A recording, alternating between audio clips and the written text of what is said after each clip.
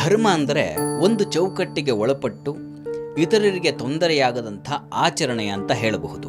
ಪೂಜೆ ಮಾಡುವುದು ಒಬ್ಬನ ಧರ್ಮ, ಪಾಠ ಹೇಳುವುದು ಮತ್ತೊಬ್ಬನ ಧರ್ಮ, ನಾಯಕತ್ವದ್ದು ಒಂದು ಧರ್ಮ, ವ್ಯಾಪಾರದ್ದು ಮತ್ತೊಂದು ಧರ್ಮ. ಹೀಗೆ ಹಲವು ಮುಖಗಳಲ್ಲಿ ಧರ್ಮವನ್ನು ಕಾಣ್ತೇವೆ. ಆದರೆ ಇದನ್ನೇ ಧರ್ಮ ಅಂತ ಕರೀಬೇಕಾ? ಧರ್ಮಕ್ಕೆ ಬೇರೆ ಅರ್ಥವೇನಾದರೂ ಇದೆಯಾ? ಈ ಗೊಂದಲ ಮೊದಲು ನಿವಾರಣೆಯಾಗಬೇಕು.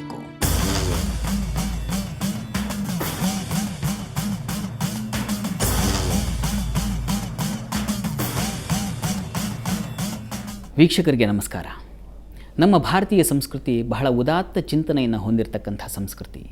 ಇಲ್ಲಿ ಸಾಕಷ್ಟು ಆಚರಣೆಗಳು, ಪದ್ಧತಿಗಳು, ರೀತಿ, ನಿಯಮ, ಹೀಗೆ ಎಷ್ಟೋ ವಿಚಾರಗಳನ್ನು ತನ್ನ ಒಡಲಲ್ಲಿಟ್ಕೊಂಡಿದೆ ಈ ಸಂಸ್ಕೃತಿ. ಹೀಗಿರುವಾಗ ಸಾಮಾನ್ಯ ಮನುಷ್ಯನಿಗೆ ಈ ಎಲ್ಲ ಆಚರಣೆಗಳು ಹೊರೆ ಅನ್ನಿಸ್ಲಿಕ್ಕೆ ಶುರುವಾಗಿದೆಯಾ ಅನ್ನುವಂಥ ಪ್ರಶ್ನೆ ಪ್ರತಿಯೊಬ್ಬರನ್ನು ಕಾಡಿರುತ್ತೆ. ಕಾರಣ ನಮ್ಮ ಬದುಕಿಗೆ ಬೇಕಾದಂಥ ನಿಚ್ಚಳವಾದಂಥ ಹಾದಿ ನಮಗೆ ಕಾಣ್ತಾ ಇಲ್ಲ. ಎಷ್ಟೋ ವಿಚಾರಗಳಲ್ಲಿ ಗೊಂದಲ ಇದೆ. ಇವೆಲ್ಲ ಗೊಂದಲಗಳನ್ನು ಪರಿಹಾರ ಮಾಡಿಕೊಳ್ಳಲಿಕ್ಕೆ ಇವತ್ತು ನಮ್ಮ ಜೊತೆ ಬಹಳ ದೊಡ್ಡ ವಿದ್ವಾಂಸರು ಡಾಕ್ಟರ್ ಬನ್ನಂಜೆ ಗೋವಿಂದಾಚಾರ್ಯರು ನಮ್ಮ ಜೊತೆಗಿದ್ದಾರೆ. ಬನ್ನಿ ಅವರನ್ನು ಕಾರ್ಯಕ್ರಮಕ್ಕೆ ಸ್ವಾಗತಿಸೋಣ. ಗುರುಗಳೇ, ಕಾರ್ಯಕ್ರಮಕ್ಕೆ ಸ್ವಾಗತ. ನಮಸ್ಕಾರ. ಗುರುಗಳೇ, ಈ ನಮ್ಮ ಭಾರತೀಯ ಸಂಸ್ಕೃತಿಯನ್ನು ಗಮನಿಸಿದಾಗ ಇಷ್ಟೆಲ್ಲ ಆಚರಣೆಗಳು, ಈ ಆಚರಣೆಗಳ ಮೂಲ ಎಲ್ಲಿಯದು ಅಂತ? ವಾಸ್ತವಿಕವಾಗಿ ಧರ್ಮ ಅಂತಕ್ಕಂಥ ಶಬ್ದ ಇವತ್ತೇನಾಗಿದೆ ಅಂದರೆ, ಯಾವುದನ್ನು ಮಾಡಲಿಕ್ಕೆ ಸಾಧ್ಯ ಇಲ್ಲವೋ ಅದನ್ನು ಭಾರವಾಗಿ ಮಾಡುವುದಕ್ಕೆ ಧರ್ಮ ಅಂತ ಹೇಳ್ತಾರೆ. ನಿಜವಾಗಿ ಧರ್ಮ ಹೊರೆಯಲ್ಲ. ಧರ್ಮ ಅನ್ನೋ ಶಬ್ದದ ನಿಜವಾದ ಅರ್ಥ ಏನು ಗೊತ್ತಾ? ಸಹಜ ಧರ್ಮ ಅಂತ. ಯಾವುದು ನ್ಯಾಚುರಲ್ ಆದ ನಡೆಯೋ ಅದು ಧರ್ಮ. ಈಗ ಕಣ್ಣಿಗೆ ನೋಡುವುದು ಧರ್ಮ, ಆದರೆ ನೋಡಬಾರದನ್ನು ನೋಡಿದರೆ ಕೆನ್ನೆಗೆ ಪೆಟ್ಟು ಬೀಳುತ್ತೆ ಅಷ್ಟೇ. ಹಾಗಾಗಿ ಧರ್ಮ ಅನ್ನುವಂಥದ್ದು ಸಹಜ ಧರ್ಮ. ಅದು ಯಾವುದೇ ಧರ್ಮಾಚರಣೆ ನಮಗೆ ಭಾರ ಆಗಬಾರದು, ಭಾರವಾಗಿ ಹೇರುವ ಧರ್ಮಾಚರಣೆ. ಒಂದು ಮಾತಿದೆ, ಯಾವುದೇ ಒಂದು ಧರ್ಮ ಕೂಡ ಅದು ನಮ್ಮ ದೇಹಕ್ಕೆ ಭಾರ ಆದರೆ ಅದನ್ನು ಅತಿಯಾಗಿ ಮಾಡಬೇಡ ಅಂತ. ಯಾಕಂದರೆ ಮುಖ್ಯ ಏನು ಅಂದರೆ ನಮ್ಮ ಆರೋಗ್ಯ, ನಮ್ಮ ದೇಹದ ಧಾರಣೆ, ಅದಕ್ಕೆ ಎಷ್ಟು ಅದು ಪರ್ಮಿಟ್ ಮಾಡುತ್ತೆ ಅಷ್ಟೇ ಧರ್ಮಾಚರಣೆ ಮಾಡಬೇಕು ಅನ್ನುವಂಥದ್ದು ಪ್ರಾಚೀನರ ಕಲ್ಪನೆ. ಈಗ ಏನಾಗಿದೆ ಅಂದರೆ ಧರ್ಮದ ಬಗ್ಗೆ ಪರಿಕಲ್ಪನೆಯೇ ಇಲ್ಲ.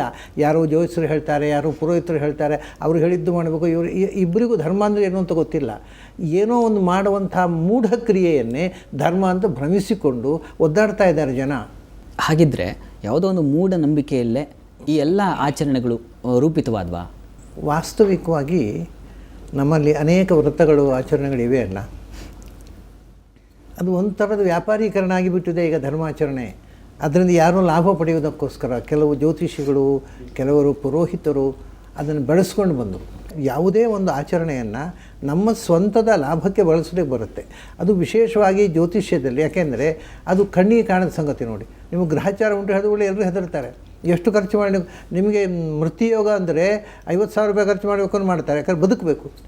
ಆ ಜನರನ್ನು ನಿಜವಾದ ಧರ್ಮಕ್ಕಿಂತ ಈ ವ್ರತಾಚರಣೆ ಹೇಳಿದೆ. ಹೆಚ್ಚಿನ ವ್ರತಗಳನ್ನು ಅದು ಏನು ಮಾಡಬೇಕಾದೇನೂ ಇಲ್ಲ. ನಿಮಗೆ ಉದಾಹರಣೆ ಬಹಳ ಪಾಪ್ಯುಲರ್ ಆದ್ದು ಉಂಟಲ್ಲ, ಯಾವುದು? ಸತ್ಯನಾರಾಯಣ ವ್ರತ. ನಾನು ಅದೇ ಪ್ರಶ್ನೆ ಮಾಡುವನಿದ್ದೆ. ನೋಡಿ, ಸತ್ಯನಾರಾಯಣ ಸ್ವಾಮಿಯಲ್ಲಿ ಈ ಪ್ರಸಾದ ತಗೊಳ್ತಾ ಇದ್ರೆ ಏನೋ ಮಹಾಪಾಪ ಅನ್ನುವಂಥ ಕಲ್ಪನೆ ಸಾಮಾನ್ಯ ಜನರು. ಒಂದು ತಮಾಷೆ ಹೇಳಿ ನಿಮಗೆ. ಮೊದಲು ನಾರಾಯಣ ಮಾತ್ರ ಇದ್ದ, ಆಮೇಲೆ ಸುಳ್ಳು ನಾರಾಯಣ ಬಂದ. ಸುಳ್ಳು ನಾರಾಯಣ ಬಂದ ಮೇಲೆ ಸತ್ಯನಾರಾಯಣ ಬರಬೇಕಾಯಿತು. ಹಾಗಾಗಿ ಈ ವ್ರತವೇ ಮೂಲತಃ ರೀಸೆಂಟು, ಅರ್ವಾಚೀನ, ಬಹಳ ಪ್ರಾಚೀನ ಅಲ್ಲ. ಹಾಗಾಗಿ ವ್ರತ ಹೇಳುವಾಗ ಆ ಸಾಮಾನ್ಯ ಜನರಿಗೆ ನಿಜವಾಗಿ ವ್ರತದ ಜೊತೆಗೆ ಯಾವ ಕಥೆಯೂ ಇಲ್ಲ. ಆದರೆ ಕಥೆಯನ್ನು ಮತ್ತೆ ಹೇಳೋಕ್ಕೆ ಪ್ರಾರಂಭ ಮಾಡಿದರು. ಆ ಕಥೆಯಲ್ಲಿ ಹೆದರಿಸೋದು, ನೀವು ಇದನ್ನು ಮಾಡಿದ್ರೆ ಅನಿಷ್ಟ ಆಗುತ್ತೆ.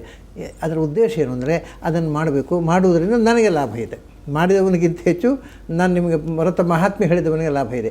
ಈ ವಾಸ್ತವಿಕವಾಗಿ ಈ ಯಾವುದೇ ವ್ರತಕ್ಕೆ ಫಲಶ್ರುತಿ, ಮಹಾತ್ಮ್ಯ ಅಂತ ಉಂಟಲ್ಲ, ಅದಕ್ಕೆ ಬರೀ ಆಚರಣೆ ಅಷ್ಟೇ, ಭಗವಂತನ ಅಷ್ಟೇ, ಭಗವಂತನ ಪೂಜೆ ಅಂತ ಇದನ್ನು ಮಾಡು ಅಂತ ಹೇಳಿದರು. ಅದನ್ನು ಫಲಾಪೇಕ್ಷೆಯಿಂದ ಮಾಡುವ, ಆ ಫಲ ನೀನು ಹೀಗೆ ಮಾಡಿದ ಫಲಾಪೇಕ್ಷೆ, ನೀವು ಬಯಸಿದ್ದು ಆಗೋಲ್ಲ, ಅನಿಷ್ಟ ಆಗುತ್ತೆ, ಎಲ್ಲ ಕಥೆಗಳು ಇದು ಬಾಲ ಹುಟ್ಟಿಕೊಂಡದ್ದು. ಪ್ರಾಚೀನ ಕಲ್ಪನೆಯಲ್ಲಿ ಯಾವುದೇ ಒಂದನ್ನು ನೀವು ಧರ್ಮಾಚರಣೆ, ಈಗ ನೀವು ಒಂದು ಸ್ತೋತ್ರ ಹೇಳ್ತೇನೆ, ವಿಷ್ಣು ಸಹಸ್ರನಾಮ, ಅವ್ರು ಏನು ಹೇಳ್ತಾರೆ ಅಂದರೆ, ದೇವರು ಪ್ರೀತನಾಗಲಿ ಅಂತ ಹೇಳಪ್ಪ, ಯಾವುದೇ ಫಲಾಪೇಕ್ಷೆ ಮಾಡಿ ಹೇಳಿಬೇಡ ಅಂತ. ಹಿಂದೆ ಫಲಾಪೇಕ್ಷೆ ಒಂದು ಐಟಮೇ ಇರಲಿಲ್ಲ.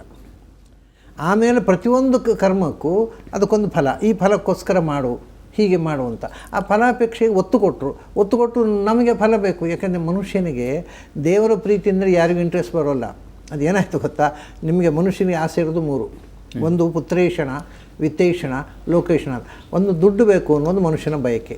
ದೇವರು ಬೇಕು ಅಂತ ಯಾರಿಗೂ ಅನಿಸೋಲ್ಲ, ದುಡ್ಡು ಬೇಕು.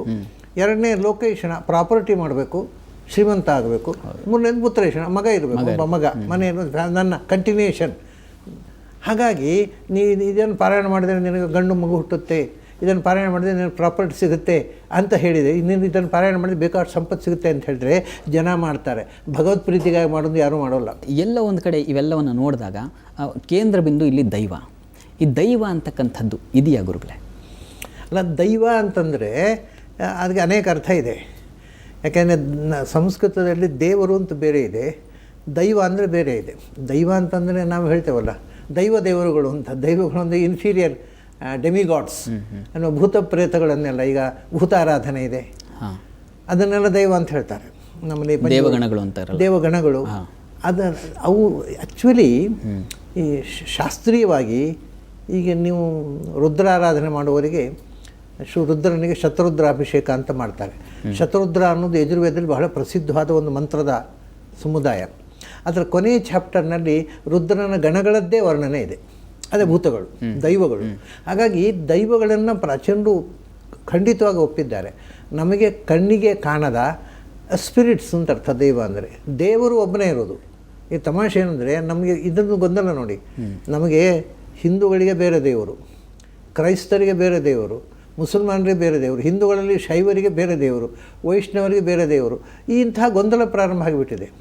ಅದು ನಿಜವಾಗಿ ಆಗಿದ್ದರೆ ಈ ಮೊದಲು ಎಲ್ಲ ಮತದವರಿಗೆ ಈ ಎಚ್ಚರ ಇಲ್ಲ, ಈಗ ಕೂಡ ಇಲ್ಲ. ನನ್ನ ದೇವರು ವಿಷ್ಣು, ನನ್ನ ದೇವರು ಶಿವ. ನಿಮಗೂ ಏನು ಕಾಂಟ್ರಾಕ್ಟ್ ಅದು? ದೇವರು ಒಬ್ಬನೇ ಇರೋದು ಸಾಧ್ಯ. ಅವನು ನೀವು ಯಾವ ಹೆಸರನ್ನು ಬೇಕಾದ್ರೆ ಕರಿ. ಈ ಮೂರ್ತಿ ಪೂಜೆ ಅಂತ ಏನಿದೆ ಅದು ಎಲ್ಲ ಒಂದು ಕಡೆ ನಮ್ಮನ್ನು ಹಾದಿ ತಪ್ಪಿಸುತ್ತಾ ಅಂತ.